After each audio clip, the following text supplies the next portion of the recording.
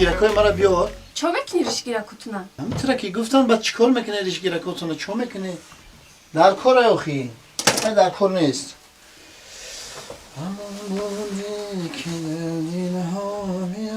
کجا رفتسته؟ آخی چی کجا؟ کار؟ با کجا؟ چه خیلی کار؟ کاری دولت با چی کار میشه؟ در روز یکشنبه چه خیلی کاره؟ این روز یکشنبه؟ خیلی نشنبه بود؟ این روز یکشنبه نمیشه؟ وای سانک جان فراموش کردم در همون دههای همسایه که وای بوده بوزکشی را میگم با امو بچه ها زنگ زدن که بیا البته بیا گفتم مایلش میبیم مخی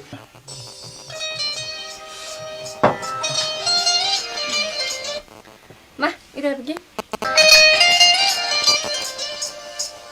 نمیدونم کی باشه کی باشه؟ همون اسپک تای 3 بار زنگ رسید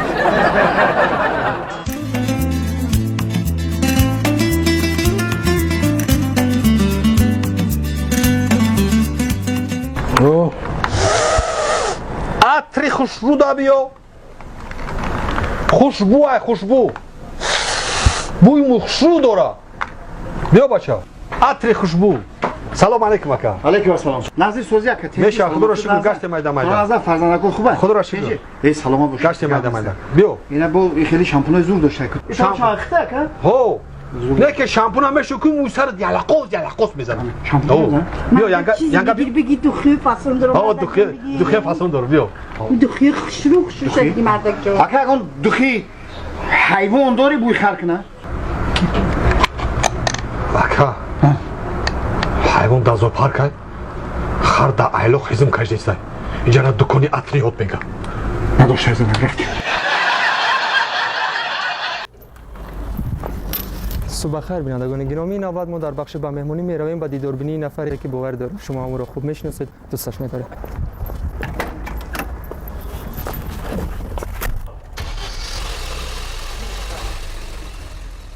مرا قاتلی برادری خودم کردند قاتلی برادری خودم رو کشتم با دستانی خودم برادری خودم رو کشتم برادر کش می‌کنم دختری که نزدیک پدرم اینجا اومد نیست چرا به نزدیک اومده است سحر از خوابش خسته راست به اینجا آمده است پدرت رو خواطر کرده تلفن امیر خاموش دلم میگوید که در خطر است گفته هر گونه مفصل به کجا گم میشود یا آدم کلام اکای سید بنا شما مهمون اومده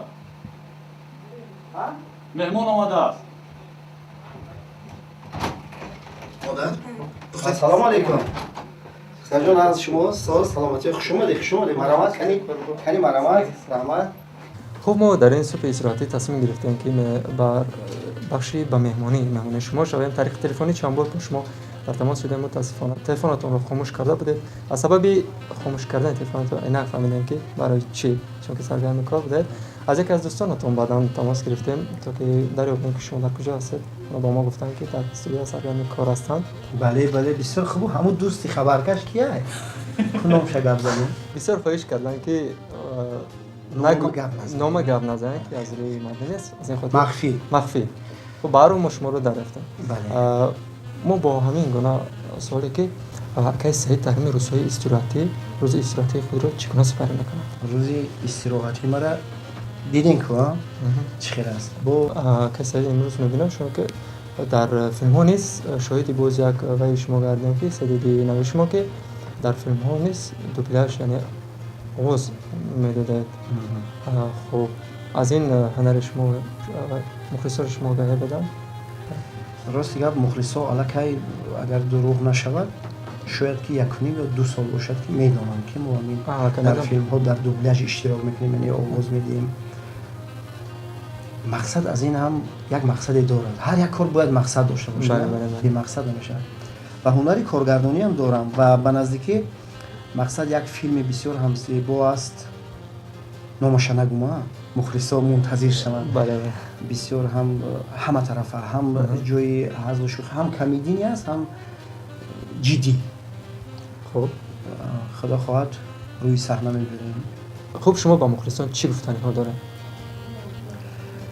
با مخلصان عزیز و عموما به کل مردم شریف تاجیکستان پیش از همه من تنصیحاتی را تمنا دارم چون که اگر تنصیحات باشد انشاءالله که تمام کار می شود از این خاطر برای مخلصا میخوام که خانه آباد داشته باشن، سربلندی روزگار نصیبشون باشه، تیز ما را تماشا کنن. الو آها جان، نه گوش کردی هستم.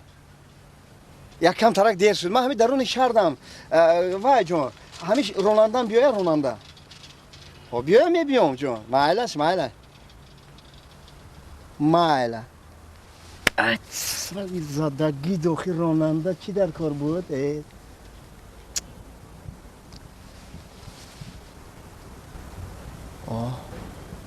چی؟ برده بده. مایل خب. سلام علیکم. اکا نازه سوزه. تشکر ناز. اکا جان یک خدمت نمیکنی؟ مایل ما بعد زنگ میزنم مایل خب. اکا جان یک خدمت نمیکنی؟ مایلش؟ ما همین وایدا یک دخترک مرا نگاه داره، یک دخترک شناسه. خب. همورا گفتم که حاضر من رانندم بیای میبیام. شما یک خدمت کنی اکا؟ چی خدمت کنی؟ همین شما راننده مرا بازی نمیکنی؟ من رئیس شوم. پیشمو دا شرمنده نشوم اکا. یه بیست. خودت میگم یکم سوم داری که بعد ما راننده تا بازی کنم و خودت دارم اکا جان. داری؟ 1000 سوم دارم اکا جان. خیلی داشته باشی. 1000 سوم دارم. اکا بجان دیل ما در خدمت. اکا جان من همین 50 سوم ترا میتم اکا جان. مایل ما در باشه مایل اکا ما جان. در خدمت. خب. چی کنم؟ هیچ اکا جان راننده من بازی کنم هم پیشش که رفتیم فرو که لبای رئیس همین گویو که من رئیس کلانم اکا جان. من بردا پیش هوای مون مایل. بعد گو که من میگم یگون خدمت نیست تو گو که خدمت هست. خب. رئیس بنزین ریختن در کو. من میبرم 50 سوم در پیش میتم تا مایل اکا جان. اکا هم که خدمت باشه ما در خدمت تیار. شد اکا جان. ما تیار در خدمت. مایل. سلامت باشی. مایل. اکا یگون وای گالسوق نداری همین پوشم که گالسوق؟ اکا همین 50 سوم را ما گالسوق میو. شد همه که اکا جان بندم اخیرا رئیس هم. کاستوم تمالیش کنی؟ کاستوم تام. بیا. بیا.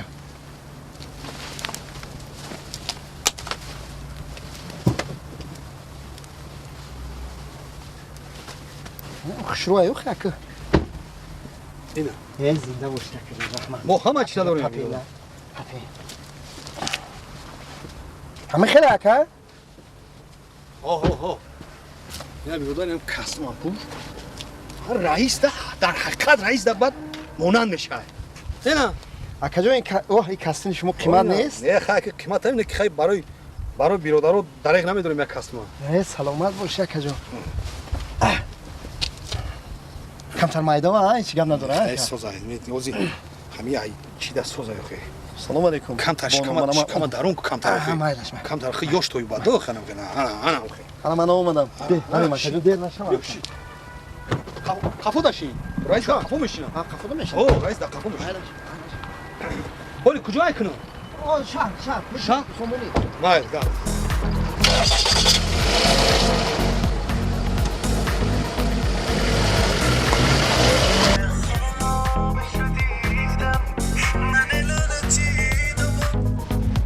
الو.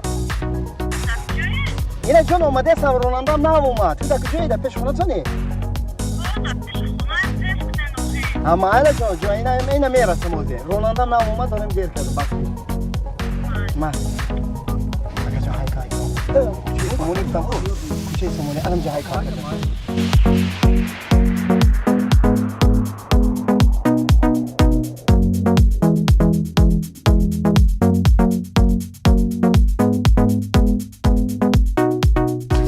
السلام علیکم. نازه جان تنجی خوب سلامتی نازه. اینا راننده ای من. کم ترک دیر کرد بخشیش ها.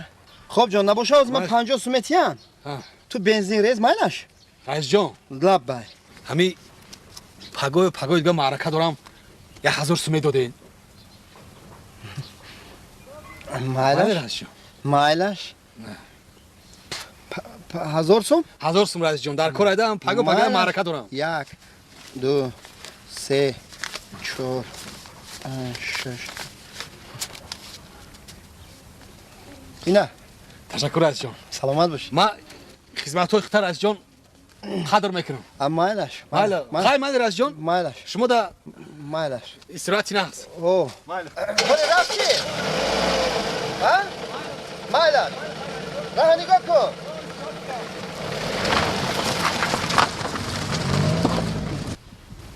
راننده‌تون بچه خوب بوده یا؟ ها؟ میگم که رانندتون بچه خوب بوده خیلی دوستش میداریم باشه بهات یگان رستوران میریم رستوران این روز نریم چی جوان خم بیاین تئاتر میریم تئاتر همین تئاتر گرم این هوا رو ببین گرم جون بو هم تئاتر خودش گرم خای کجا رویم بیاین شاشلیک خوری میریم توی خونه روحات جای زور میگن کو شاشلی همین من ژلوتکام درد میکنه معده دوز انگشتم هم کسل میگم من شاشلیک نخور جون من بسیار شاشلیک میخورم برایم کسلی شدگی میگن ضرر داره ضرر داره خیلی مالی گوش کنیم جون ما یک پرابلم دارم پرابلم حل میکنیم ما در 1000 سومونک در کرای نمیتیم چند سوم 1000 سومون نمیتیم 1000 سوم اینم کاستوم دیدی گالسکام دیدی اینم هر دوش 1000 سوم خریدم